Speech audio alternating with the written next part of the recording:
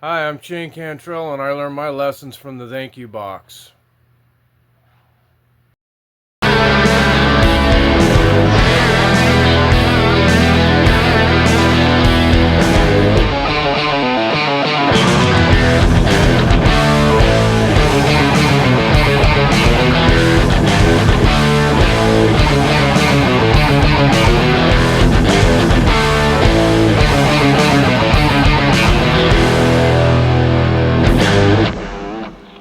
There you are. There we How's are. it going, man? How's it going, bro? Not too bad. How are you doing? I'm hanging in there. It's nice and sunny out, which means I got to do the lawn at some point today. But other than that, Right on. Right it's on. beautiful out. So, how have you been? Yeah, it's supposed to be. Oh, I've been good. Tired, but Yeah, good. I know You that one. know, getting older. The Yeah, whole thing. The whole getting that's old the thing. big bullshit deal right there. Is getting older. I didn't sign up Yes, for none of it. yes, it is. None of this shit. No, I think the only positive thing about it is I'm still alive. Yeah, me too. But That's definitely because I there's many time I shouldn't have been, that's for sure. So you're playing in a oh, country band no, right now, right? You I am. I how's am. that? Something I thought I'd never do in my life. Right, It's pretty good actually. It's right a on, lot more work than I expected it to be. right. So do you guys play a lot Yeah. of shows or what do you guys make records or anything or recording? We play a we do play a lot of shows. Yeah, Typically, mostly during the spring through the fall. sure. A lot of outdoor festivals, That's cool. fairs, private parties, Right. you name it. We Mhm. do a little bit on the bar thing, but the Mhm. bars don't pay that well, and it's Right, hard to draw right, crowds and clubs anymore. right, Around here, anyways. right, right. Definitely not the scene it was back in the '90s when I lived down here playing drums for my cover band when we filled the packed Right the on. clubs every weekend. Right, right. But nothing like that anymore. Yeah. So yeah, we stick with the festivals and the bigger things and uh, private stuff, Right private on. party, corporate parties, Sure. and it's country rock with we do some classic rock as Hmm. well. So yeah, it's a lot of fun. Right And on. my little brother's the main guy in the band, so that makes it even more fun Right because we get on. to share the stage together and Definitely. That's and cool. do That's something cool that we've stuff. always wanted to do. Right Yeah, on. yeah, Right yes, on. Yeah. sir. I've been trying to figure out this podcast thing and it's I've been really blessed with guests, getting some of the guests I've gotten on, for sure. And a couple of them, have been really big help for me. Timber Blakely in Portland. He's Right. a blues guy, and he's been really good to me for sure.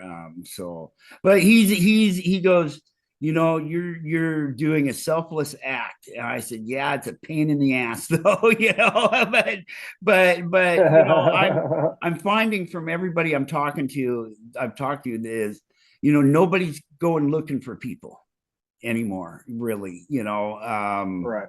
and that's one thing I've always been is the guy who turns his friends on to the good music going on, and so I've been out searching for it, and Right. I remember when I moved to Sandpoint in 2011, and I think we became friends back then for a long time ago, and the scene up Yeah. there was a special scene for Yeah. sure, back when I first lived up there, and It certainly was. it was really a cool scene, and that's what kind of got me into this was GA, was Rock 945. There his morning show was awesome. Right. If Right. you Right. Right. called in, he mentioned you at the end of the show, which is that's pretty cool stuff, Yep. and bringing the two broke to rock shows is Very, is very like the cool. greatest idea ever. Um, so Yeah, I was actually fortunate enough to be able to. I was fortunate enough to be able to play one or right two on, of those in my stint up there with right on. invasive. So yeah, I got to see probably yeah. When I 15 of moved them, up, I think. Yeah. And Yeah. some of I the went best to a bands I've lot, ever but I only seen. got to play a couple. Yeah, I've Yeah. seen some of the best music I've ever seen were at those shows for sure. Really cool We shows. we Which, had a lot of good talent up there, and yeah, unfortunately after COVID, right. everything kind of fell apart a little bit, Everything fell apart. and then Yep. now they're rebuilding now. I'm not there anymore, but Right. I have a lot of friends there that are still playing and stuff, Right. and they're trying to rebuild. And the problem being now is there's a lot of bands out there that have, the ego and stuff going on. And it used to be where all of us bands, we worked together. We did Right. You shows guys worked together because we together up wanted there when to. I lived up there for Yeah. sure. I lived up there in Yeah. 2010 to 2015. And that was a good set of Hmm. years, for Spokane music. It was, I don't care what anybody says. It was as good as the Seattle scene when it started out, as far as I'm concerned. Uh, I moved, I moved up there from Oregon back mhm, in 2001. mhm, I was there in 2001, so I was up there a little over 21 years, 22 right, years, something like that. And when I first got there, I was still a drummer then, right, and I played with a couple of bands on drums and whatnot.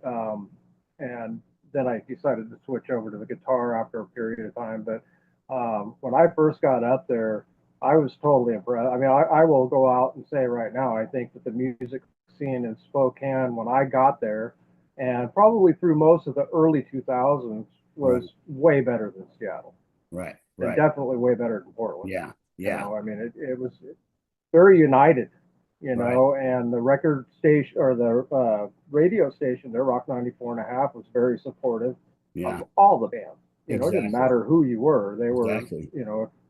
promoting you, pushing Yeah, you, playing your music exactly. on the radio, which was unheard of to me. I mean, down here, Exactly, exactly. That you don't didn't get happen that. too You didn't often. get that with KGON No, back in the day. no. Um, but yeah, I really loved being up there. Lots of great friendships. Had the opportunity to play with some really good bands, good people, and got the opportunity to open up for some pretty big Right, bands as right, well. Opening acts. So yeah, it was a great moment for me. right on, right on. Yeah, everybody's a family member up there. It seems like, especially if you listen to Rock 945, your family, for Exactly. sure. And it should be that way no matter It what, should in my be. It opinion. should I be. mean, to me, we're all doing this because we love to do it. Exactly. We're all doing the same thing, whether it's a different style of music, it Yeah. doesn't matter. And I consider any bands that I play with, whether it's in the band or outside, Right. another band that I'm performing, doing a show with my Right. band or whatever, we're family. Yeah. That's how I look at it. Yeah. We're family. Totally. We're all striving to do the same thing. We want to entertain Trudging people. We the want to road, have good music. There's no definitely. reason to do the whole "I'm better than you" kind I of know. thing I and know. whatnot. You very well could be, but does it matter? Yeah. It really doesn't Yeah. matter. What Exactly. matters is that we're all have the same thing we're trying to get across here. So Exactly. Exactly. that's just how I look at it. Not That's everybody sees totally. it I that way, but I totally get that. It's better to, work, have somebody like-minded, that can help you, along the way or whatever, if you got the opportunity, definitely you can help somebody. Yeah, I'm all about, you can't you can't die with it. Can't take it with you. right. You got to help people. You don't have to necessarily like it, but you got to do it, in a sense, Oh yeah, I 'cause mean, I'm turning into that I guy who goes, "Get off my lawn," that guy. I'm turning into right, him, right, but right. I'm I mean, still a 16-year-old at heart. yeah. I mean, I ran sound at Cruisers there in State Line for like Right, 6 or 7 years, and I ran sound for a lot of bands, and I wasn't into what they were doing, right, but right, I made it a point. I right. supported them. I was cool to them. I made friends Exactly. with a lot of them. Right, And they'd ask me, well, what do you think? And I said, well, you guys are good. right, It's not my cup of tea. It's not the right, stuff I sit around and listen to, but you were good. You were entertaining, and I enjoyed myself. I mean, just right keep on. up what you're doing. Yeah, I exactly, mean, exactly. fortunately, I grew up. around a lot of different styles of music. So I mean, I have a respect and appreciation for Exactly. various types of. I mean, it starts from old school country. That's what I was Right. introduced to I early I on listened to until I was Hee about. Haw and watched Hee Haw Yeah, at my well, grandpa's. funny story. Funny story. Rumor has it on the Cantrell side of the family, the Hmm. grandpa Hmm. on Hee Haw is Hmm. apparently part of our family circle. Really? I mean, apparently, yeah, we're related to him somehow. So That's I don't know how cool. true that is. My biological father, my dad told me that Right. Right when I on. got moved back down here. We were talking one day, There's worse people you talking can be about. related to, that's for sure. You Oh know. yeah, yeah, for sure. You know. But That's cool though. Right yeah, on. I yeah, was raised watching that, you know. And the best guitar player in the world, I think, was Roy Clark anyway. You know, yeah. that I guy, was just gonna say that that when you guy, I said best saw him at guitarist the Oregon player. State Fair when I was 12, and he played like 9 different instruments during his little Yeah. concert there. Uh-huh. And he smoked on Oh every yeah. one of them, just smoked on them, you know. Yes, he He's an did. He did amazing very dude. much so. Yeah. Very much so. Yeah. Kicked faster than Right anybody on. else out there, that's for sure. That's where So thrash came I'm from, was fortunate. Roy Clark. Yeah, I'm fortunate. I'm fortunate enough being in this country band with my brother. When he brought me in, I asked him. I said, "So, all right, I've been playing rock and metal my entire life, whether it's drums or guitar and everything." I Are said, you more of a "Do I lead have to player like or wear?" rhythm? I went into playing guitar wanting to just be a rhythm player. I wanted to have that freedom, Sure. and just be able to hold it down with the bass Right, and the drums and just be a solid rhythm player. right. I got kind of thrown into the whole lead thing when I started my first band of my own up in Spokane called Overture, which was with some guys you might know, Bill King Okay, was the drummer. Todd Harding, my okay. bass player, he played for. Oh man, can't remember the name of the band right now, but and there was me and a guy named Alex Croson, which was the singer, Mm-hmm. and we had about a year and a half stint or so with that band. It was my first time ever writing music or anything Right, like that because prior to that I was a drummer and I was just doing a lot of covers right, and so the writing the music part came in pretty naturally for me and everything. But anyways, get back on track here. We didn't have a lead player, but a right, lot of the riffs that I wrote and whatnot for the songs kind of needed a solo in them. So right, it was like, right, well, Shane, we don't have a lead player. Do you want to bring another guitar player in? And I was like, I'm not against it, but that's another personality we got to deal right, with. right. Let's just try it and see how it goes. So didn't read. I don't read tab. I don't read any of that stuff. I'm not taught. I'm self-taught Right. on everything I do, and so I just started noodling around on the tracks at Mm-hmm. home because I had a recording software and all that, and I noodle around over the areas for the solo Right, and just made my stuff up as I went. right. And throughout all that, I got a little better each time, and then I hooked Mm-hmm. up with later on down the road, Ryan Weichlinget, really really good guitarist up in Spokane, probably one of the best up in Spokane. Played Right. with bands like Cracker Jack Tattoo, Okay. um, Black the Sky. I don't know if you remember them up I there. don't remember And them. I think they might have been more late '90s, Okay. probably before either one of us moved up there. Okay. He also was the lead player, did the Kirk Hammett for Blistered Earth for a while, the Okay. Metallica tribute band up Okay. there. Okay. I actually roadied for them and was his guitar tech in that Right band. But on. anyway, I hooked up with him, and the guy's a virtuoso on guitar. He's just phenomenal and no ego. He Right. knows he's good, but he doesn't act like Right. it. Right. And he just took me in under his wings, man, and That's was cool. showing me this and showing me that and showing me this and showing me that. And before I knew it, I was doing things. I was like, I had no idea I could do this. Right. Um, so that's just kind of how the lead playing came into the Right picture. I on. never went into this intending to be a lead player. I just wanted to be kind of like the Paul Stanley Sure. that doesn't Sure. sing, so to speak. Right. I do Right. backups, but because Paul's like my idol when it comes Paul's to frontman and guitar and Kiss is the rhythm shit. players He and stuff. kisses the shit. He's Yeah, good, and he's yeah. underrated. He's That's good. so underrated. It's ridiculous. You know, in Oh, most. he gets a lot of guff from people about his rhythm playing. Oh, he's averaged this, he's averaged that, and I'm like, have you ever actually sat down and listened to him play outside of the band? I mean, Right. I mean, he's actually a very talented He's a talented dude. I musician watched person. the Phantom of the Opera thing he did. You know, was Oh, he amazing. was phenomenal in it. You know, phenomenal. Absolutely amazing. I wish I could have caught one of those shows. Yeah. I mean, and that's where when he vocally, he did that, and then you could Right. hear the difference in his vocals Yeah. live with He's Kiss. got a good After range. that, we're just like that's when he went into that phase where his vocal. I mean, he was just like on point Right. and just Right. outrageous. I personally one of my favorite vocalists of all time, Paul Definitely. Stanley. Definitely. Even in his rough years, I Right. mean, I just after having to There- pack around all that gear on stage for 50 Right. years and everything, everybody's giving them crap, when they were on their farewell and their end Right. of the road and stuff. And I'm like, dude, he still sings better than half of the new He people does. Exactly. coming out, in my opinion. I took a He's friend of not hitting the mine high notes. to their concert in Portland, like I think it was like 5 years ago or 6 years ago, like 3 years Yeah. before the end of the road. And he'd never been to a concert before. He was, a Right. couple years older than me, and we got nosebleed seats way up on top on the left side of Gene, or yeah, farther Right.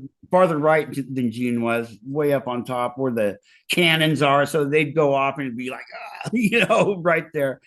And he was on the edge of his seat the Yeah. whole time, just like this, jaw dropped, Yeah. eyes big. And I said, these guys yeah. are the shit. They're the ones who everybody in rock and roll, pretty much, especially ones in makeup, owe something to Kiss. Oh, a thank you for sure. Right. Absolutely. And Yeah. and Alice Cooper, he Definitely, kind of started the what do you shock theatrical rock aspect of the music. Yeah. Yeah. I was fortunate enough to I got 6 kids.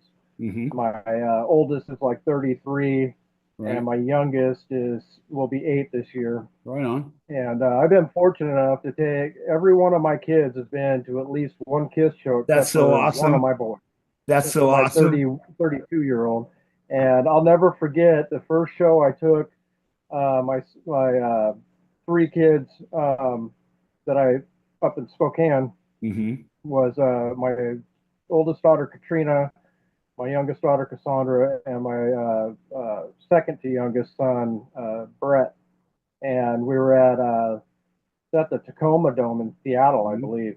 And they were like, "Oh God, we got to go watch one of Dad's old bands," kind of attitude and everything. We got there, and my son was standing up on his seat behind me, and he kept smacking me on the shoulder. And I'm like, "What?" And he goes, "Dad, you were right. I'm never gonna forget this night." I was like, it's a spectacle. A mission they accomplished. Put on a spectacle. Exactly.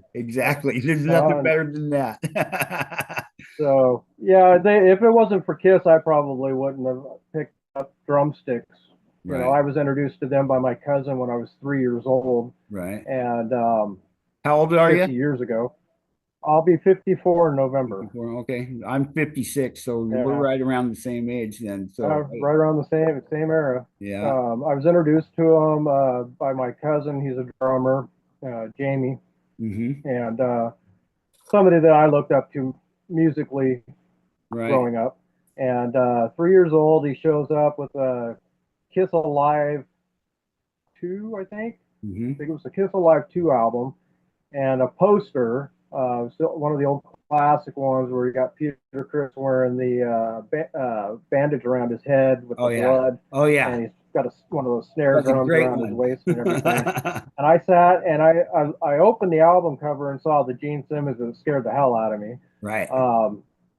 But I just sat and stared at these things. I didn't know anything about it, and I'd listen to I repetitively listened to that album over and over and over again until it wouldn't play anymore. Right. But I just sit and stare at that damn poster, and I'm like, I want to be that. Yeah. That's what I know feeling. Same thing, bro. I know drove my it. parents nuts. My parents were just beside themselves. They're like, "Are you kidding me right now?" And but they kind of grew into it as time Right, went, too, and everything. right on. My mom couldn't stand them at first. She was into that whole the Bible thumping Oh thing when yeah, all even those better. Christians were all going after him for being Right, satanic or whatever. I'm right. like, they're not satanic. Their name does not stand for what these people are I saying. know. I mean, come on. And my mom finally opened her eyes and she started watching like back in, I don't know, probably mid 2000, 2005, 2006. Right, Started watching, I'd come over to their house and I'd say, "Oh, mom, you got to check out this concert footage from Kiss recently or whatever." right. And she'd sit down and watch it with me and she goes, "I might actually want to go to one of those with you. That looks like a lot of fun." I said, "That's what they're about, man. Hell Just yeah. celebrating life, have fun, be Exactly. you and do the best you Exactly. can at whatever it is you decide to do." That's what they Yeah. push. I Yeah. mean, there are other things that Sure. parents may not be happy about, but it's still all about just Right. having fun. It's not It about is. hurting anybody. So, Yeah. but yeah, those are my people that got me started That's what wanting to be my a mom musician. my mom played the best of bread on 8 track for like 2.5 years straight, and yeah, you already know where this is going. Yeah. I developed a Oh yeah. tick from it. Every time I hear them, I want to punch Right. somebody in the jaw, kind of. But then I got Gene Simmons solo record for Christmas that year. And then I got Yeah.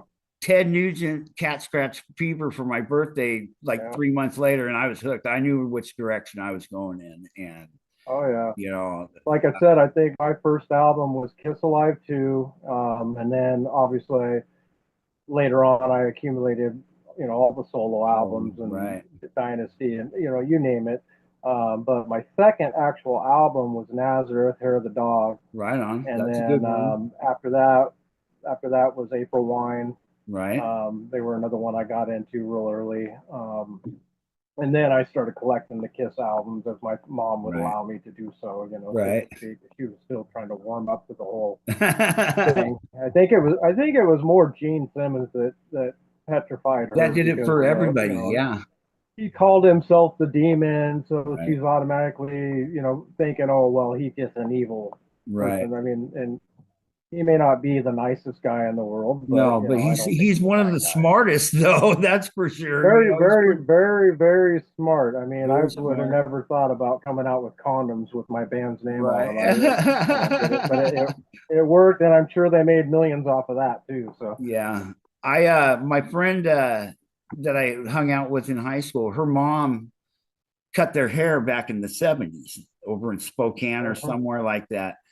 And she's got the hair, and I worked there for a couple of years, and she finally put me in the will to where I get their hair, that she cut. Okay, And I've had right, the same idea ever since I found out, I'm reading sci-fi books in high school, and I'm cloning them right. and making my own Kiss Army is what I'm going to do with There you go. it. And I Right don't on. care. I want my own Kiss Army. Who doesn't? I just Right, have to be, right. Probably one of the most loyal fan bases out there. I can tell That's you for that. sure. When I took my buddy to that one, there's people walking up in the nosebleed with oxygen. The most common color of hair there was gray, Oh yeah, it's still the best concerts I've ever seen, by far, absolutely. you know, Oh heck, I went and saw them first time I saw Kiss live, and I've seen them probably 12, 13 times. right, First time was back in September. I don't know the exact date, but September of 1990 at the Memorial Coliseum in Portland. right. And even 1990, then, that was hot. I went to that concert. I was there at Kiss, that Winger, one. and Slaughter. Yep, Kiss, yep, Winger, yep. and I was Slaughter. there. Yep. Yeah, that was a great Yeah, show. great show. But same thing there. I noticed when I walked in and or even in line waiting to get in Mhm. and whatnot. There were older people there, older to me at the time, Right, that had the gray hair, and I'm like, right. wow, what the heck is all this Yeah. It tripped me out. I was like, these people are too old to be at this kind of Yeah, concert. No, exactly. I mean they were fans of Kiss before they became Kiss. You know, Right. back when they were doing Wicked Lester and Wicked crap like Lester, that. yeah. So, yeah. Yeah. So yeah, I got yeah. into It's their reunion show for nothing. I was in the parking yeah, garage and I was getting loaded down there because I'd read in the paper they were playing that night. So me and my right, girlfriend, we're down there, we park, and it's like 9 o'clock. Oh, we got to look for tickets still. I figured I'd find right. somebody up there with some.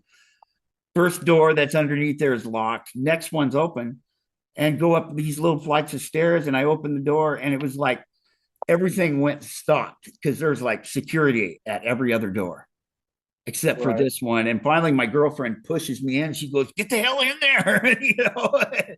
And we just went from entryway to entryway and watched the show. Stabbing Westward open for him up there in '96. Yeah, I saw them when they had Stabbing Westward on tour with them as well. Yeah, Like it was probably the same tour yeah, reunion yeah, because I was at the reunion tour too. yeah. Reunion I show. actually Yeah, saw them on the reunion show I saw was oh my God, where did I see that at? Oh, I think that was in Portland as well. yeah. It had to have At been. the I was Rose living in Garden. It was at Salem the at the Rose time. Garden. The Rose Garden was Yeah, like well, 5 years yeah. old. I think not even 5 years Yep, old I yet. was at I was at that show too. So Yeah. yeah, probably we've probably been to a lot of Oh yeah. shows. Oh I've yeah. been saw Poison and Alice in Chains there. Yeah. I saw Van Hagar with AC/DC. Alice in Chains and Eddie can't they said Man in the Box was the third song in, and all of a sudden there's Uh-huh. a bigger Man in the Box sound going off, and out comes Eddie who plays Man in the Box for like 20 minutes with Jerry Cantrell. It was like Oh wow, wow. that'd been cool. That would have been really cool to Yeah, see. that Yeah, was really cool. right That on. was really cool. And Sammy didn't want to Very get off cool. the stage. I like David Lee Roth, Van Halen better music wise, but live wise, Right. Sammy's the shit. Yeah. He is a cool Oh yeah. cat to see for sure. Yeah, they went more piano, keyboard, and stuff Yeah, like that yeah. with the Sammy, which they still It worked, put but out some really good stuff, but it right, wasn't what we were all used to. right, More of that real rock and roll. And this was exactly. more I don't even melodic rock, I guess you Yeah, call it in love some songs, aspects. Yeah, a lot of love songs. a lot of love songs for Sammy for sure. Why can't this be love? Yes. Why can't it not be love? Yeah. Right, exactly. I hear you. So I hear you you. were saying you've got a little project you're doing with your old band or something like that. Yeah, I was one of the bands that I had in between the whole demise and or yeah, in between because I had after Overture I started another band called Demise, which was Mm-hmm. with some of the same band members. Um, and then in between that and Invasive, Mm-hmm. I had jumped into a band with Leo McLaughlin Okay. and Steve Kopelman and Todd Harding, my old bass player, called Mm-hmm. Fuse, and a guy named Jordan. He goes by Chance Addison, or went by. Um, we only had 4 songs Mm-hmm. at the time and got offered to open for Powerman 5000 at the Wow, Knitting Factory. that's I cool. can't remember if it was a knit then or if it was still, I don't remember if it was still called the Big Easy at the time or if it was the Knitting Factory at that time. I can't remember exactly. But, anyways, our songs are kind of long. So we Mm-hmm. were able to pull off a 30-minute set with That's 4 cool. songs between a little interaction with the crowd. So we're like, Cool. yeah, we'll do it. Um, and so we went in, did that show. Prior to that, we shot a video from one of our songs called In the Mirror. Mm-hmm. And we're all standing on a stage that was built on top of a Sprinter van.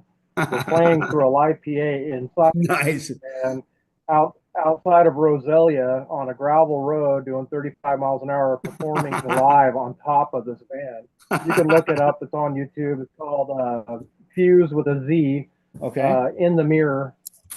Um, Pretty interesting. It was kind of scary, but it was a very cool experience. But anyways, we did the video shoot, then we played the show, and there was some falling out after the show, and the band kind of dismantled.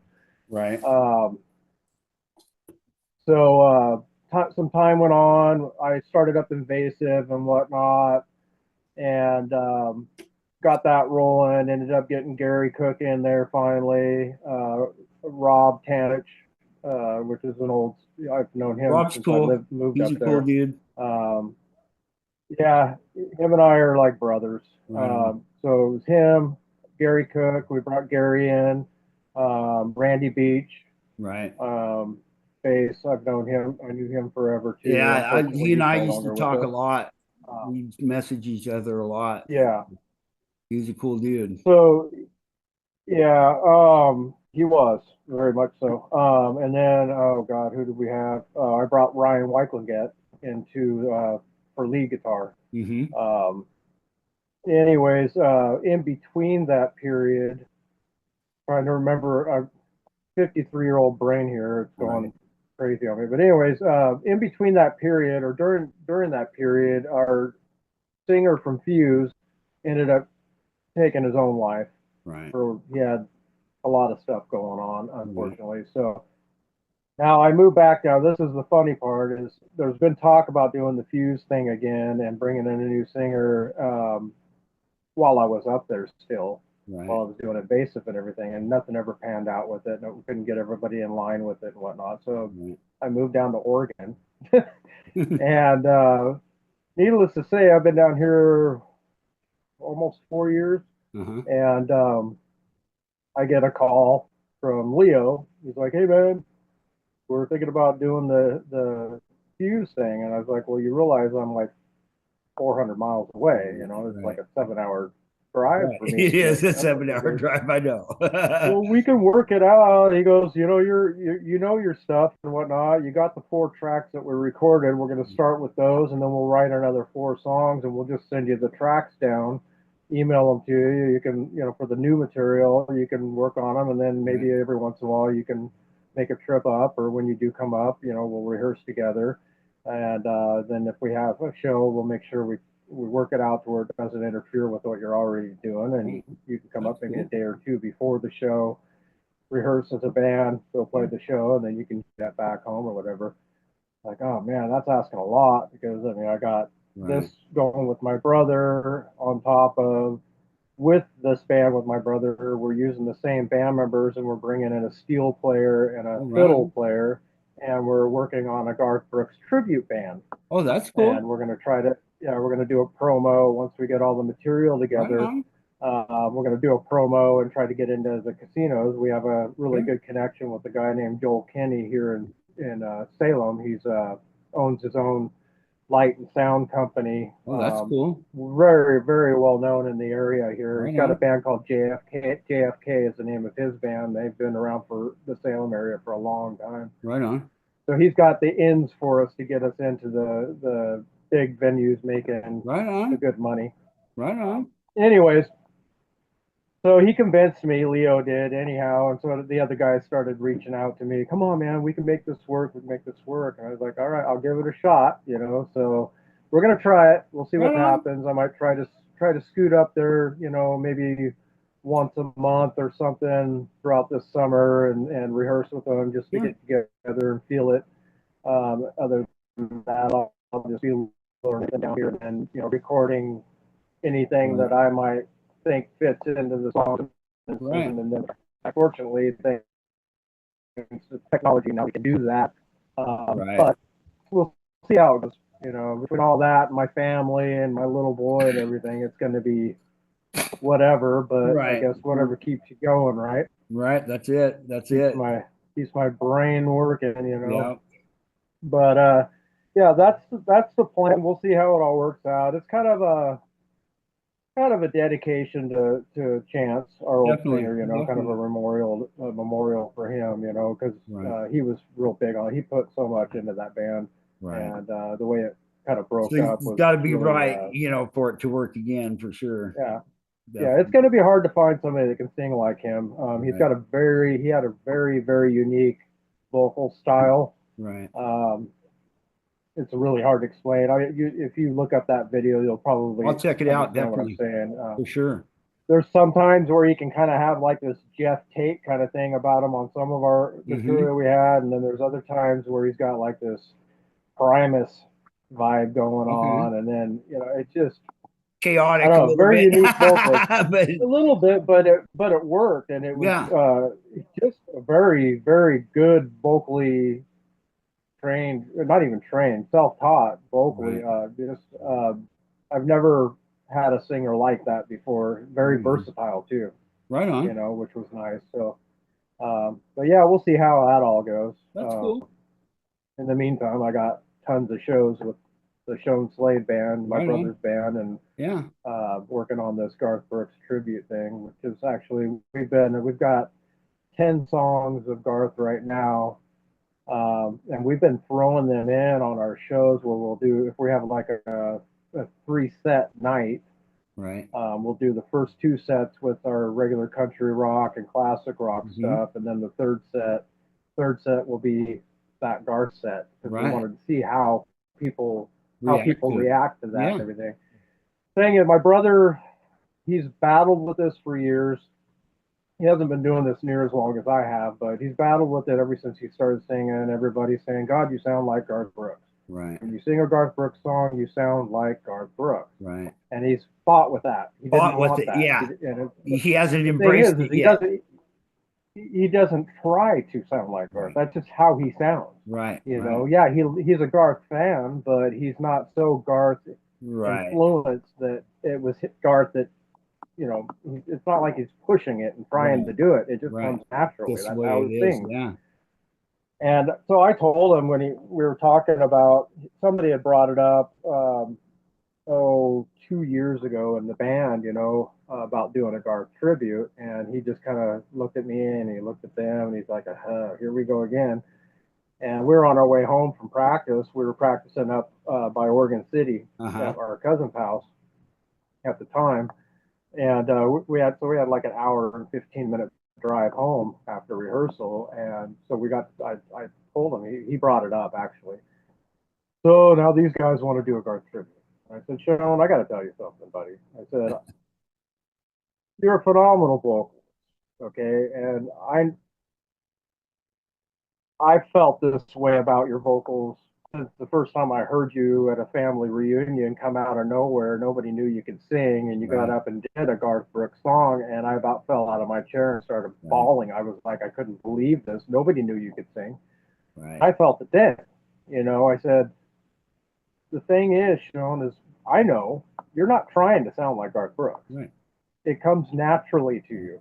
And if you got all these people every time you play telling you, dude, I said, run with it. Run with it. Exactly. I said, Garth Brooks tribute, that could be the key. That sounds like a good gig for somewhere. That's a good gig. Yeah, I mean, and so we got, over the last couple of years, we've tossed around. Then we had some members quit the band. Our cousin quit because we moved our rehearsals down here to where I live, because my brother's only 15, 20 minutes from here. And so it's close. He wanted something closer. He had been traveling up to Oregon City from Dallas to Oregon City for 4 years. And he was just tired, and they didn't want to make the commute. So we lost our bass player and our lead guitar player, which was our cousin Rio. And so we're sitting down here with a studio that we're renting from my mother-in-law, and it's just him and I. And it's like, what do we do? And so we got to talking about it and whatnot. We finally got a new lineup together and started. I convinced my brother, and he convinced himself. You know what? I'm gonna go with this Garth thing, and we're gonna continue our cover band. To keep that going and everything, but we're going to use this band as the foundation to do the Garth tribute. So we convinced these guys, are you interested in doing it? And they're like, absolutely. I mean, they had the same interpretation of my brother's vocals as everybody else does. Dude, if you don't do a Garth Brooks tribute, you're crazy. Yeah. I mean, you can pull it off. Yeah. If you can pull it off, do it. Every aspect of it. He's got the look for it. He's got the vocals definitely for it and everything. So yeah, we've been throwing it in for our third set on our shows, and so far everybody's just like, "Whoa, Yeah. when we come out full guns blazing on the Garth, and it's just one song after another for Right. 10 Right. songs, and they're like, wow. I mean, they don't even get up out of their chairs. They're just sitting there watching, like, where did That's this come cool. from, kind of thing. So That's cool. it looks, I think it could really take off. And with Plus, he was a Joel, Kiss that guy fan. was, Garth is a Kiss fan. well, absolutely, absolutely. And I mean, this whole country thing, I was kind of scared, and I'm going to be honest with you. When I first came in, I think I was starting to talk about this earlier, but I got sidetracked, which happens a lot. Oh yeah, me Um, too. I know. um, the country thing, I was raised on the old school country. Our parents, my brother and my parents, had a band together when we were just little, and Right on. that's what they did. They did the old country, Patsy Cline, Johnny Right. Cash. Right. I mean, the list goes on. Charlie Daniels. I mean, I could just keep going and going and going for hours on the stuff that they covered. Um, our whole family on both sides are all somebody plays something or sings or does something. Right. So we grew up in it, and it's been the country thing. So I've always had uh, a lot of respect for that type of music. It just wasn't what I wanted to play. Right. Right. I love I mean, I started in with the hair metal and Oh yeah. just went from there, and it was just like God that was bless my the thing. 80s. And right. We had, my opinion is, we were born when we should have been born. We had the best era when it came to the world in general and music. Right. Period. Because every genre back then was good. It was, every genre was of it. I mean, because we came into it when what we grew up as classic rock to us, but it was still going strong at that time. So Zeppelin and all those of the Who, you name it, all those older classes that started like in the '60s or whatever. Right. We were able to actually enjoy that as well. And then the hair metal came out and so on and so forth. So we had the perfect we had good era. shit. I mean, we had good stuff. Any other time, you couldn't pay me to be born right now. I'd be like, yeah. But anyhow, my parents had their country band going, and as little kids, they'd play a place called the Flying M Ranch out of Yamhill, Oregon, when we were kids, and we would go. They'd bring us because they didn't always have babysitters, and we were in one of the the hotel rooms there that were right above the room that they were playing in. So I'd be laying there, my brother would be passed out in his little bed, and I'd have my ear down on the hardwood floor, the wood floor, listening to them play. That's cool. I grew up on it. It was inevitable. Even without Kiss, I probably would have done something, but it may have been country at that point, rather than what I ended up doing. Right. But yeah, it's fun. I came into this with my brother, and I think I was telling, this is the one I got sidetracked, because I just got sidetracked again. But I got a lot of stories. But I asked him, I said, because he called me up about a year after I moved down here, and because I had told him when I moved down here, hey, if you guys ever decide you want another guitar player, let me know. It'd be fun to play with you and our cousin Rio in a band, Sure. And so about a year later, they hadn't played a whole lot of shows in that year period, but he got a hold of me and said, hey, were you serious about wanting to play in the band? I said, well, yeah, I don't have anybody else to play with. None of the other bands that, around here that my friends are playing in, my old friends, need anybody. Right. And I haven't played. So I sat down with him. Well, on the way to my first rehearsal, I rode with him. And I said, so what do you want from me is what I want to do. I have to wear a cowboy hat, cowboy boots, Wrangler jeans, and a flannel shirt. I mean, what's the deal here? And do I got to learn chicken picking and all that stuff? Because I never learned any of that. And I was afraid to, because that's serious business there. That's serious business. Very difficult stuff to pull that off and do it well. Yeah. And he looked at me and he goes, no. He goes, what I want you to do is I want you to come in as you. Right. You wear your bandana, have your hair down, Right. your earrings in, wear Right. your black ripped up jeans and a pair of tennis shoes, whatever is comfortable for you. Right. And he goes, I want you to play like you play. He That's goes, cool. I want to add the grit. Have your grit Right. into what we're already doing to just kind of punch it Right. out there and make it a Right. little bit better than what it is. Right. I was like, thank you, God. Thank you, God. Because if I would have had to go in, sit there and just evaluate this finger picking, chicken Right. picking, stuff Right. like that, I'm not saying I wouldn't be interested in learning it, but I didn't have a lot of time and there was Right. no Right. way I was just going to be yank it. I'd be bald by the Oh, time I yeah. figured it out. Because I have watched some videos on that. I mean, Zach Wild, one of my guitar Oh, yeah. heroes. I love Zach Oh, Wild. yeah.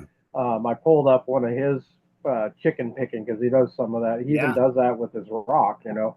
And I was watching him, and I was like, "There's no way, absolutely no way." And I was like, Zach's "Yeah, I'll he's pass. a I'll god. pass." He's a god. I got to meet him twice up in Spokane. I did the meet and greet for one of their shows, Black Label shows at the Knitting Factory, Right.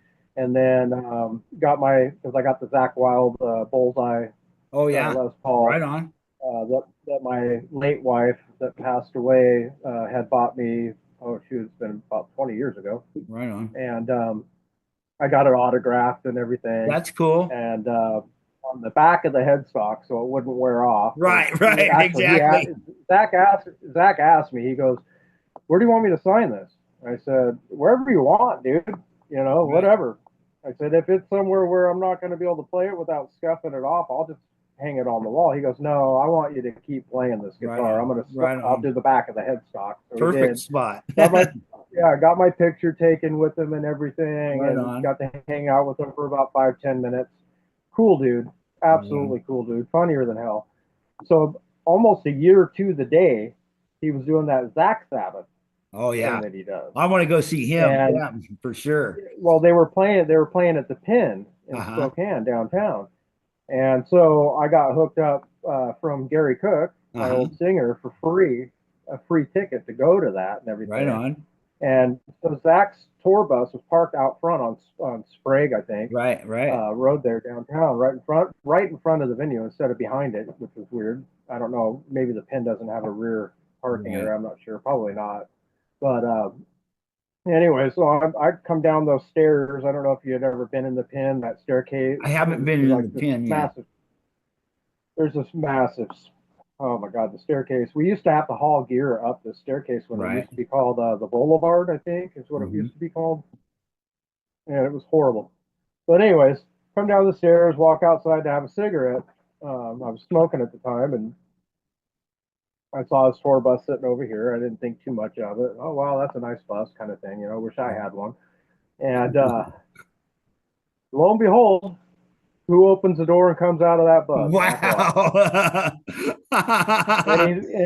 And this is no joke. I was so humbled by this. And he looks at me and he kind of looks away. And then he looks at me and again and he walks up to me and goes, "I met you." I go, "Yeah." He goes, "Last year, Knitting Factory, I signed your Bullseye Les Paul." That's so cool. And he even said where he signed. I signed it on the headstock, so you keep playing. Are you still playing it? He said. I said, "Yeah, I still play it. That's so cool. It's my baby." And he gave me a hug and said, "So good to see you again, man. Are you here for the show?" I said, "Yeah." He goes, "Right on. I'll see you up there." And so yeah, just that's great cool. moment. That was like a highlight of my life right there. Definitely. I mean, I've met a few of them. I met George Lynch when I opened for him way back at. He's from up there too, isn't he? He's from up that way, right? George. Yeah. George? Yeah. Yeah, I believe so. He is. Yeah. Yeah, it was my first band, that Overture band I was telling you about. If I remember correctly, we got asked to open for Lynch Mob at the old Gatsby's. Right. And I was like, hell yeah, you know, George Lynch, are you kidding me right now? And so we opened that up, and we ended up, my bass player, Todd Harding, the guy I've been talking about from a lot of my bands, the manager, Lynch's tour manager, road manager, whatever, George Lynch's guitar strings, he used to have them delivered to the venue before each show, and they'd restring his guitars every show before the delivery didn't go up. So his manager's like tripping out. He goes, George is going to be pissed if his strings aren't on his new strings aren't on his guitar. Is there anywhere that we can go around here? And my bass player's like, yeah, we can go to Guitar Center. Right. Okay, can you give us a ride? So his tour manager hops in my That's cool. van, and we go down to Guitar Center. We walk in with his tour manager and everything, and his tour manager's all, yeah, I need guitar strings, and I need them now, and these are what I need, and I need this many, and they're like, who the hell are you? Right. You know, because he was like being very, you know, right, like, you need to do this right now, and they're like looking at him like, who the hell are you? He goes, it's for George Lynch. I'm his tour manager, for crying out loud. And all of a sudden, they're just like, oh yeah, okay, they got different, huh? So yeah, we were on our way back to the venue and everything, and I asked his road manager. I said, "Hey, I got a question for you. Do you think George would mind if I opened up our set just with the intro to 'It's Not Love'? You know, the dun dun dun dun dun dun dun dun." He's like, "Well, when we get back there, I'll look at his set list. If it's not on his set, he ain't gonna care." Right. And so we go in there, and his set list is right next to his guitar rack with all his guitars. He's got the old skull crossbone guitar there from that's cool, from Mr. Scary or whatever that was. And I'm gawking over that. I'm like, wow, this is so surreal right now, you know. Guy I grew up listening to, and I'm opening for him.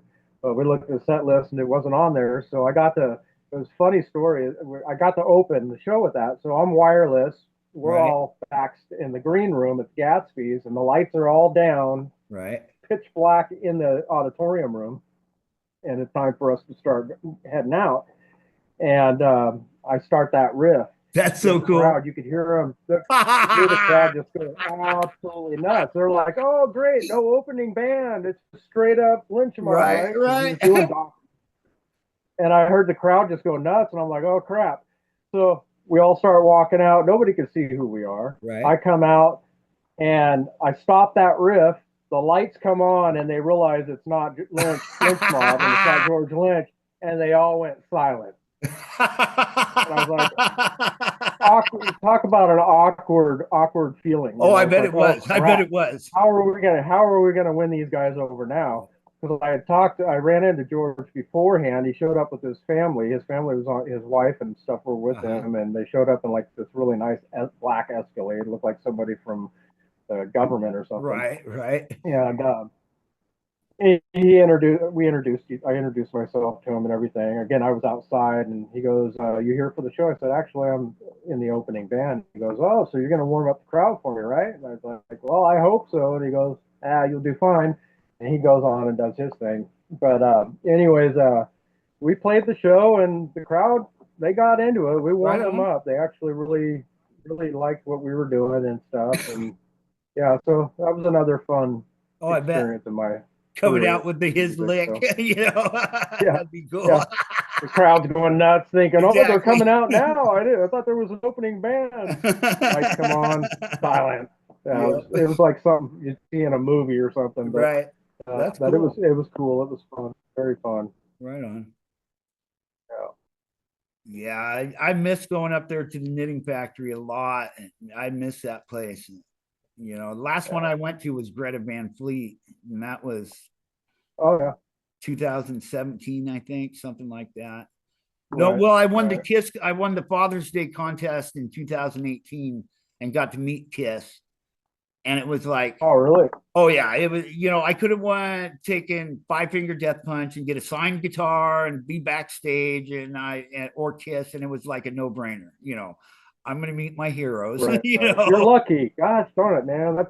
That's my one bucket list. I mean, and all I could get, this is all I could get out. I shook all their hands, which was cool. Tommy Thayer was kind of, you know, he was hurrying everybody along, which kind of pissed me off. But I understand, you know, I get it. But I bumped knuckles with Gene, and I look up at him and I go, "Thank you for the music. I love you." Just like every schoolgirl probably said in the 70s with him, you know. Right. He looks at me all funny. I just shrugged my shoulders. That's all I got.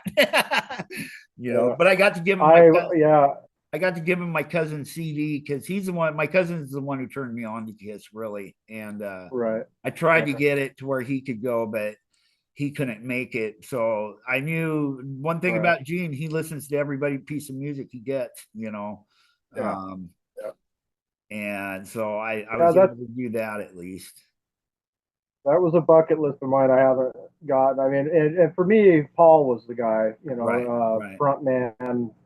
Um, I I don't idolize anybody, right, I'm kind of, I have my opinions about that, but right. Paul to me, He's a at class least for act. my era, He's a class he act is. for sure. And I mean, talk about a front man. I mean, he's so just and his his vocals um, back then, Right.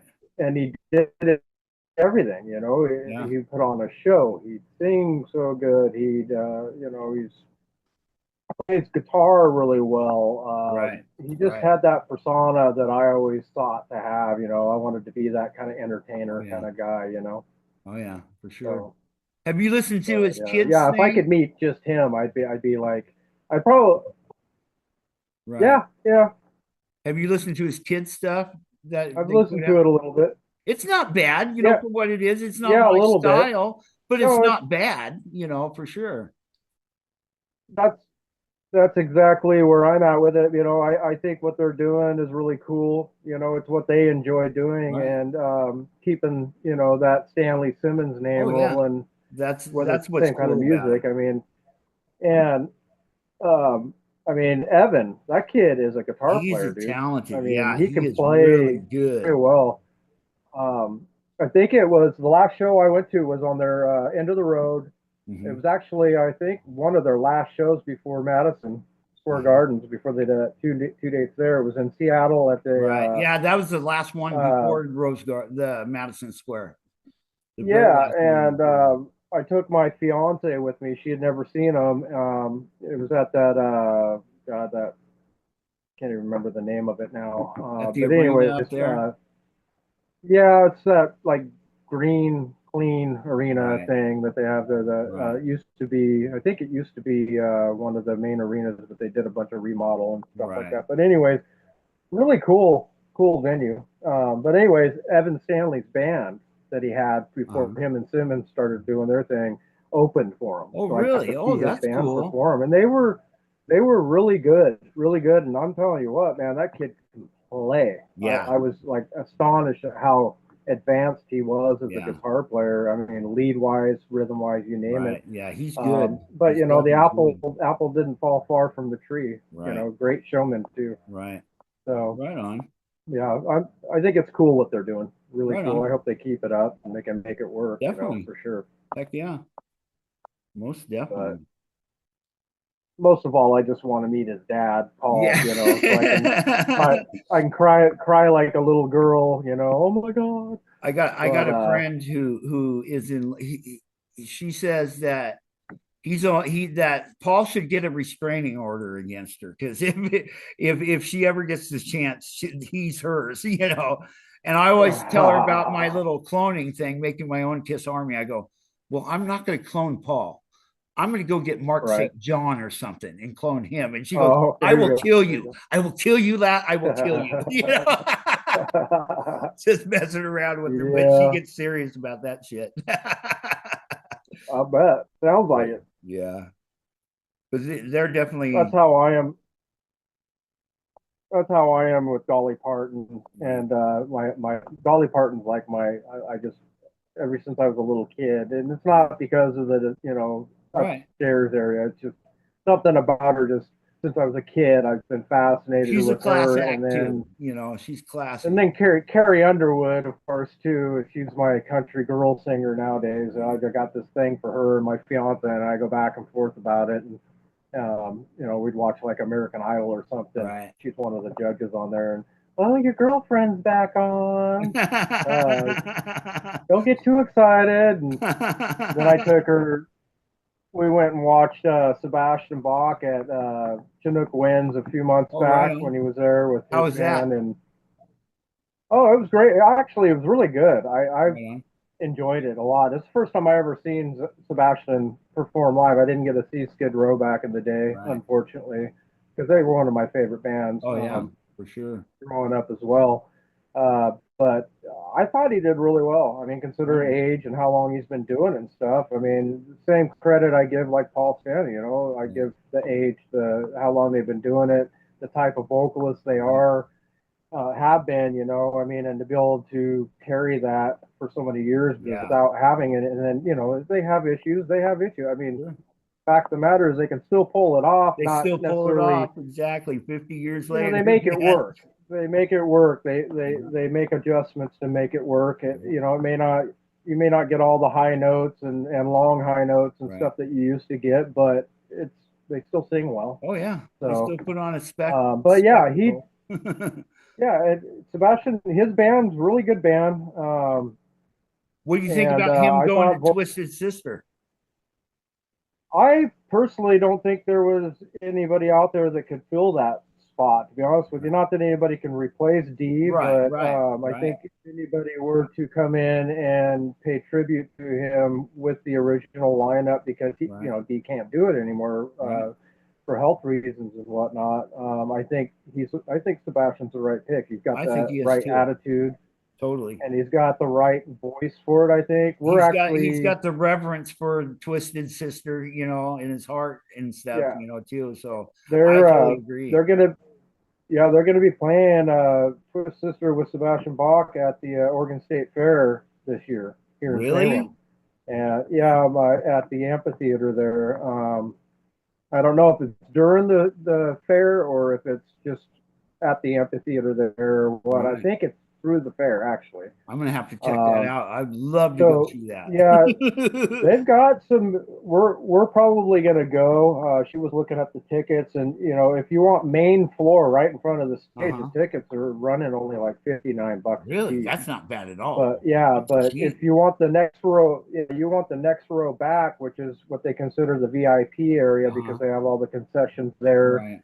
Where and the beer garden and all that whatnot, they jump up from $59 a piece all the way up to what was it, $100 and something a pop, and then you get the section behind that, which is the seated area as well. Right. I think it's runs anywhere from $59 to $89, and then then there's an area behind that.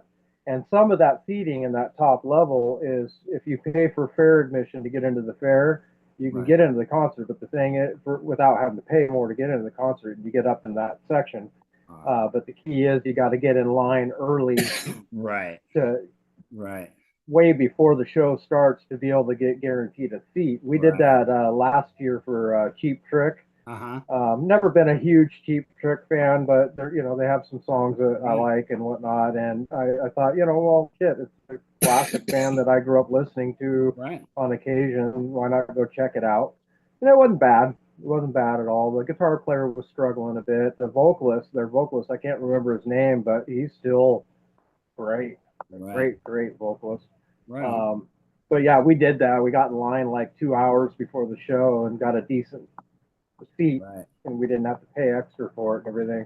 So it was pretty cool. But yeah, check into that. And if you do end up, like go, I think that one's on September 6th. September 6th? Okay. Yeah, I'll definitely. Yeah. You can go on the Oregon State Fair website and go to their events and whatnot and find it on there. If you do, definitely let me know. And they opened for Iron Maiden in 1985.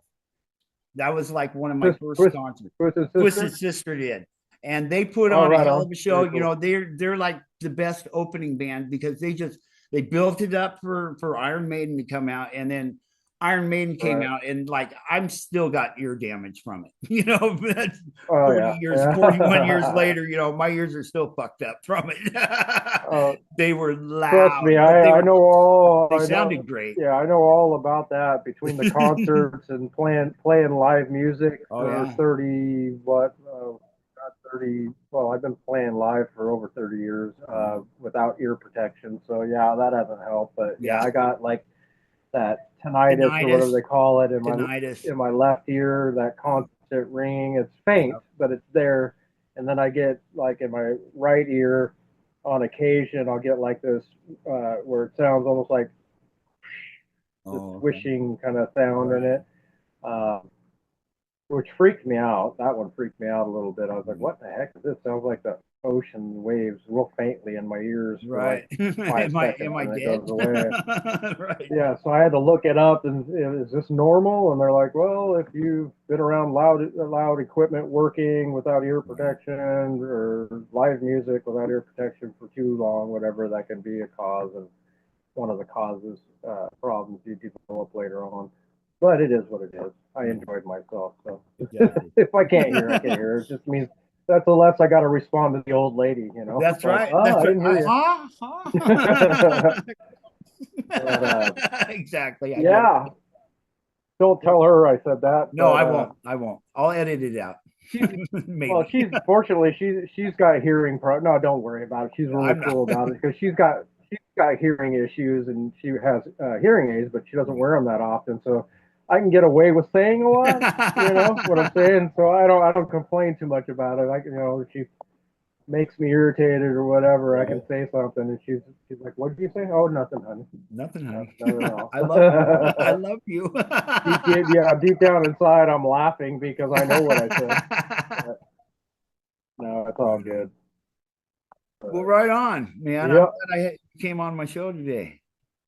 For sure. Oh, I appreciate it. My honor to do it. And Wish we if could if have you want to worked it come out on yesterday. again, That you're more than yesterday, welcome to. You know, you got anything you absolutely. want to Give me promote? a You know, yeah, for cool, sure. cool. I I'm appreciate it, willing to man. get together again anytime, Cool. and I'll try to remember the original date, the first time next time. Right, Yeah, we had some stuff happen on Sunday, and then it's just kind right, of prolonged for a few days and whatnot. And I got right, sidetracked between that and my boy right. and my band because I I had band I totally rehearsal on get it. Monday night. Yeah, so it was like My I mom's felt like got horrible. I'm cancer sitting and here. she hasn't been doing the greatest Oh lately, man, and so I'm it's like sorry to hear that. it sucks. It sucks big time. I'm very sorry to hear that. I know all too well about that. My late wife, my 7-year-old biological mom, her and I were together. We met in Salem Hmm. many years ago when I was playing drums for a cover band called Richter Scale back in the Hmm. day, and we were together 25 years. Married for, I say we were married for 25 years, but we were married for about 15 of that. Right, But she back in our son was born in 2018, October of 2018, and then December 23rd, 2 days before Christmas of 2020, she was diagnosed with pancreatic cancer. oh, And that's not a good so one. yeah, that was about a 2-year battle, for almost 2 years, about a year and a half battle for her. She wound up passing away in March of 2023, I Sorry to believe. hear that, bro. Or no, it was 2020 is when she was diagnosed, December 2020. She passed away in March of 2022. So it's been 4 years. Right, Um, and that was a rough one, and we got to he was diagnosed when our kid was like 2 years old. right, Unfortunately, he didn't get to know her very right, well because he was obviously a toddler when she was right, diagnosed, and then while she was sick, she was bedridden most of the time, and I didn't want right, her to, him bothering her and stuff. So right. I didn't Cool. want him to see her like that, but Right, so he didn't get to spend a whole lot of time with her after her diagnosis, but maybe the first 6 months when she was still kind of physically able. Um, right, he spent some time with her. Again, he was so young, he didn't remember her. So right. the woman I'm with now, she's a long time friend of ours. Right. Actually, her back 30 plus years. I've known her for about 30 years. But Karen, my late wife, um, her and Lisa, my fiance, became friends while I was in Richter Scale because Lisa's husband my guitar player at the time. Right on. And so they were at the clubs together all the time, and they developed Cool. a friendship over the years and whatnot. So she ended up kind of coming into my life a while after my wife passed away and everything as a friend, just to console, try to help me through it. God works in weird ways, whatnot. with stuff. Yeah, and I told my older kids, at first they were like, well, if mom passes away, you're just going to go out and find some other woman at a bar. You're going to be with somebody right away. And I said, no, your mom knows me. First off, she knows I'm not one that does very well being alone, but at the same time, I said, that's not, I have no intentions on going out and finding somebody. Right. So after 25 years with the same person, you don't want to be with anybody else. I said, so I told him, I said, the way I'm very spiritual. I guess I'm a Christian man, but I focus not on organized religion, so to speak. Right. But I have the Christian values, so to speak. Sure. Not that I live them the way I probably should, but again, we're not perfect. No, we're works in progress is what we are. But I told him, I said, I firmly believe that when the time's right and whatnot, your mother will guide that person into my life that she thinks is the right fit for me and your baby brother. Right. And that's how. And then all of a sudden, a couple months after she passes, I get a message from Lisa and just wanting to see how I'm doing and how little Ryan's doing, or my little boy, and it was just conversation. She was trying to help, because she had, prior to that, when she found out Karen, my late wife, was diagnosed, she had reached out and was trying to set up a benefit show down here in Salem, right, to help raise some money to help us out, because I wasn't able to work. I had to care for my wife and my son and all that, and she obviously couldn't work. Yeah, it just kind of happened, and I was a little nervous to tell my older kids about it, but they all took it pretty well. Real well. As a matter of fact, my older daughter, she's become really good friends with Lisa. So, and she's been a mother to my boy, and that's what he needs. So it is what it is. That's cool. Nothing wrong with that. Feel about it. No, I get that for sure. That's a sad moment in my life that I figured I'd share with you. But I appreciate it, bro. I'm still fucking long, I mean, I didn't know, honestly, I didn't even know if I was going to be here a couple of years ago when I had my brain tumor situation go on. But fortunately, I've been blessed enough to have been able to get through that. Right. Thank God on that one. That was a rough. It's been a rough rehabilitation over the last couple of years. It's taken me some time. I for a period there, I didn't think I was going to be able to play guitar again, because I had lost my motion in my right hand and right arm and everything. Wasn't able to play, but I wasn't going to go down without a fight. Right. But fortunately, they got all the tumor out, and that's cool. There is, I think, a little bit of residual. I wouldn't say brain damage, but I guess that's what you kind of call it. Certain little things I noticed that I haven't gotten back yet. I had two strokes a year ago, and oh man, I'm really lucky. And I'm starting to do things differently. The cigarettes are the last one to go, and they're going here really soon, in a couple of days. Actually, I've got my date and everything ready and stuff, because I don't have many, at least not that I know of, effects from it, but there's a couple, and I know it'll go cattywampus, if I just keep letting shit get out of control, and well, you can do it, man. Trust me. If I can, I haven't smoked in 2.5 years since my last the seizure I had just prior to my surgery. At that point, I took one look at my little boy, and I was like, I promised his mom I'm going to raise him. I said, if it takes everything in me, I'm going to be here at least to see him through high school. You never know. totally. way people are dropping nowadays. know, You I know, know. just all this weird We're at stuff. that age, unfortunately. Yeah, You and know.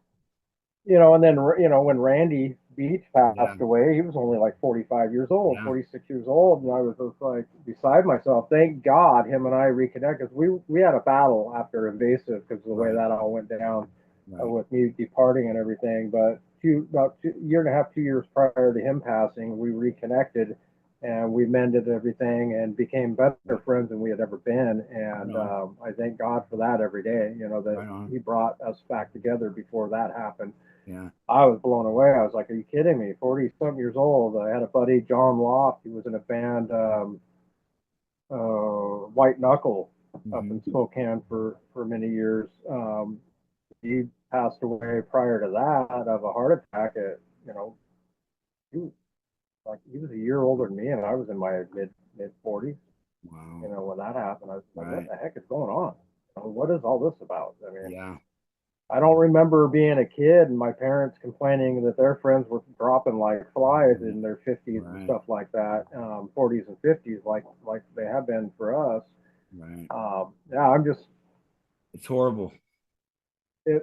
I don't understand it. I don't deal with that kind of stuff very well. But I don't either. Like with my mom things going on right now, I know what's going on. I don't necessarily admit it to myself every day, because I don't right. want to face that reality. I really don't. Me and mom don't get along great, but we talk every day. That's the one thing about us. We talk every fucking day, and that day that comes where we can't talk, I know I'm going to, it's not going to be a good day. I already know that. At least you're still in touch and you contact. That's what's important. I mean, exactly. we don't always get along with our parents. I mean, we never have always got along with our parents, but the fact that you guys are able to still communicate is probably the most important thing. At least you'll still have those conversations, good conversations to focus on, when that time comes. But I feel for you, man. I'll be praying for you and your family on that one. I know all too well how hard that one is. Yeah. I'm fortunate enough I have, both of my biological parents are still alive. I mean, my biological dad, he's going to be 80 this year, I think, or he'll be 80 sometime in this next year. Right. And my mom, she's I think pushing 75. Right. That's how old my mom is 75. She just turned 75 the other day. But yeah, it sucks. For me, I can't imagine, man. I know my day's coming on this too, and I don't look forward to that either. But definitely be praying and keep you guys in our thoughts. I appreciate it, bro. Over here. Yeah, for sure. Right on. I don't wish any of that upon anybody. Death is not a fun thing. It's not. Not at all. That's for sure. Cancer's the devil, the worst. Period. Flat out the devil, in my opinion. Yeah. But I can't. Yeah. Tough one. Yeah. Very tough. But I appreciate you coming on, dude. And anytime, absolutely. And we'll talk again soon, sometime. Check in and let me know if you end up scoring yourself some stubs. Yeah, definitely. We'll meet up down there for sure. Definitely meet up and visit and whatever. I mean, hang out and do something. We were talking about going to the coast this Sunday since it's gonna be so hot. If you guys ever come up here, let me know for sure. You're in Clatsop County? Yeah, Clatsop. Up by right in Warrenton, which is right next to the Columbia River there. Fort Stevens State Park is there. You're way up there north. Yeah. Right at the mouth there. Yeah, when we're up in that area, I think the furthest we've made it that way is Seaside over the last couple of years. But I love Astoria area. Astoria's a cool old town. There's some cool shit there. I used to spend a lot of time up there. I'd like to get the kid up there, show him the old Goonies house and everything. He watched the movie with me, and he was. They just had the 40th anniversary of Short Circuit. They had a little thing up here. Oh yeah, I saw that. Yeah, because that one was filmed there too. Yeah. So let me know. You come up here definitely. One of my missions behind all this is I got really, blessed and stuff with the music up in Spokane, like with Too Broke to Rock, you know, greatest Right, set of right. concerts ever created by anybody, as far as I'm concerned, you Yeah, know. And I got yeah, to go to like 15 of them, I think, up there yeah. so far. And I'm trying to bring something down here to the coast, something like that, or That'd be cool. at least have some regular music coming in, like every other month this Right, fall or something, you know, try to figure out something. So that's one thing I'm right working on. on, and you'll probably be invited down when I get it going, Oh, you know. well, Just you get get something some going on people. up there, I'll definitely come up. I'll play. I'll come up Right to on, just watch a show. right on. The old lady and I love going to the coast area, anyways, Right. and spend a weekend. So yeah, we're Yeah. all about get a room and stay Cool, for the weekend kind of thing or cool, whatever. So cool. um, and fortunately, we have the means to be able to do a little Right, travel right on. and stuff like that as well. So Cool. Yeah, let me yeah, know if you come up. definitely. You got my messenger and everything. Actually, I Yeah. can shoot you my number too, my Okay. phone number too. Okay. So yeah, you can text me anytime, Awesome. whether it's about that or another Whatever. podcast, Yeah. whatever. Cool. Or just whatever. Cool. Awesome. Thanks, bud. Thank, oh, thank you. I appreciate Have a good day. it. Talk to you soon.